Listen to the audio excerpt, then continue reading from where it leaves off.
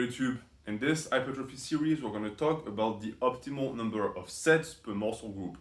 That's a topic that's quite discussed nowadays. It seems like people's focus has switched from the perfect number of reps to the perfect number of sets. And it's interesting to see the way it evolves within YouTube fitness because they're both very important in reality. There's not one more important than the other. And the reason for that is because they communicate with each other. Those two notions exist hand in hand. Because volume cannot be detached from intensity, which cannot be detached from frequency. And that I've already explained plenty of times. So as far as the number of sets you're going to have to select per muscle group, it's going to exist on an intra-workout frequency base and a weekly frequency base. And the two of them are going to also communicate with one another, of course. So what you're going to find from my expertise when it comes to set selection is that like with reps, you want to get away with as little as possible, meaning that you will always look to shrink the workout. If you can go from 15 to 12 sets and still maintain progression, still put weight on the bar and effectively create tonnage progression, then you will do it. And you will find that sometimes, even if doing an extra 3 sets gives you a tiny bit more progression, it's still worth cutting down on it because the more you progress, the more the frequency aspect of things might become the only aspect that you're really able to modify in order to push tonnage. And you want to be as cheap as you can with that resource because it's the one that at some point is going to be expended so much that you're left with no room to grow because you only have a finite amount of hours in the week to train. So for the sets, I suggest you check the video I made about small muscle groups. I will make one about big muscle groups within this playlist. But when you decide how many sets you're going to do, you will have to keep in mind the fact that certain muscle groups have better muscular endurance by virtue of them being bigger, naturally bigger, and also the fact that depending on how advanced you are with each body part, you're going to have to adapt it to your needs. For example, you will find that when you start isolating a small muscle group, the number of sets you need within a workout and within the week is incredibly small, meaning that you will most likely not be able, for example, for the real delts, to do more than 3 or 4 meaningful sets in the same workout. And when you've just started isolating that body part, it takes a while to recover. So the idea that you will immediately do 12 sets within the week is not realistic.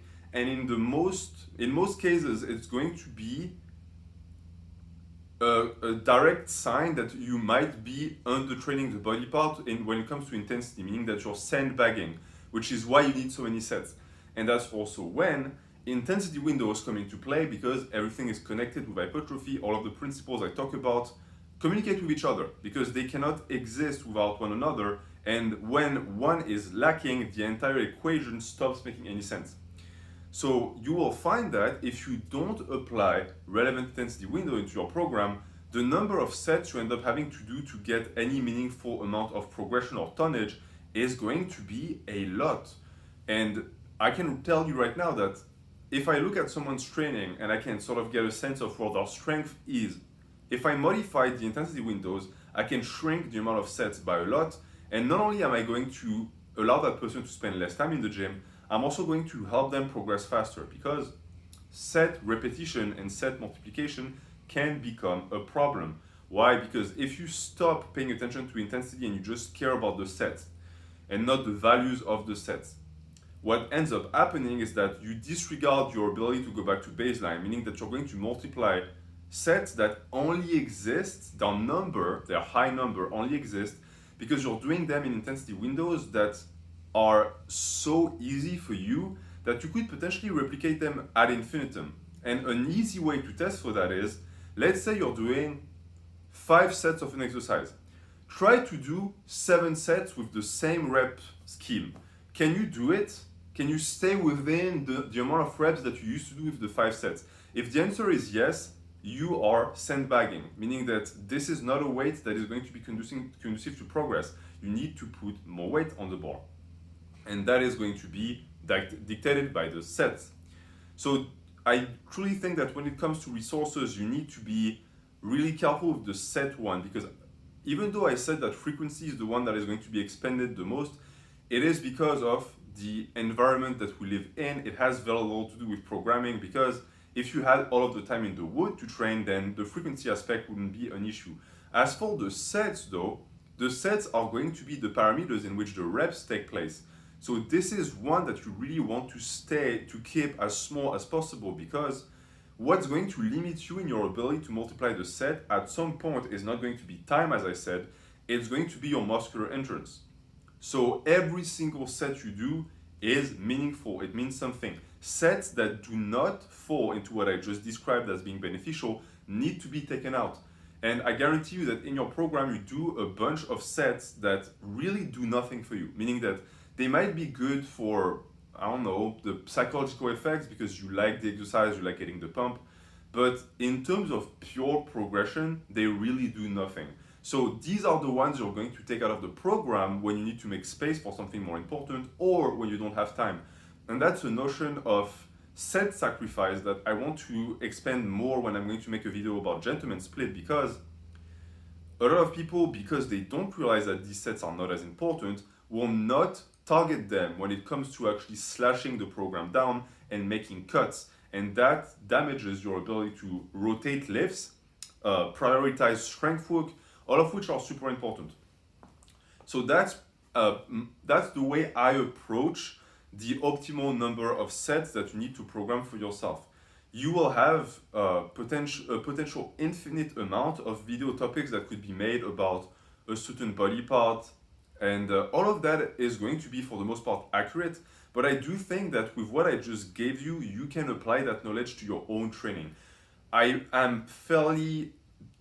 disapprove of feeding you all of the information like this and thinking for you, because I think you have the ability to think for yourself. So I would much rather give you the keys and I let you open your own doors. I'm not going to open the door for you. The last thing I want to add when it comes to the sets, as I said, it communicates with everything else. So depending on the amount of sets you do, you're going to have to modify the amount of reps as well. And if you've been following the video series I made about evolving rep ranges, you're already fairly aware and comfortable with that concept. But for those who aren't, what it means is, if there is a set modification, there must be at some point in the program either a weight modification or a rep modification, because it is not possible for you to multiply sets and stay at the same rep range and expect the same results that you used to get because you changed a parameter. So when you make the set evolve, a lot of people will match low amount of sets with low reps, and that's a perfectly fine way to think about it. It's not necessarily always going to be the case. But if you're going to approach a number of rep that is going to be on the higher side, it makes more sense to have more sets. Why? Because if you can get 15 reps on the first set, most likely your ability to then replicate the reps and showcase muscular endurance is going to stay in the same waters. And that's fine, but you're going to also at some point realize that that window of intensity that is going to be from 15 to 12 reps is going to have to exist within something like 4 sets. Why?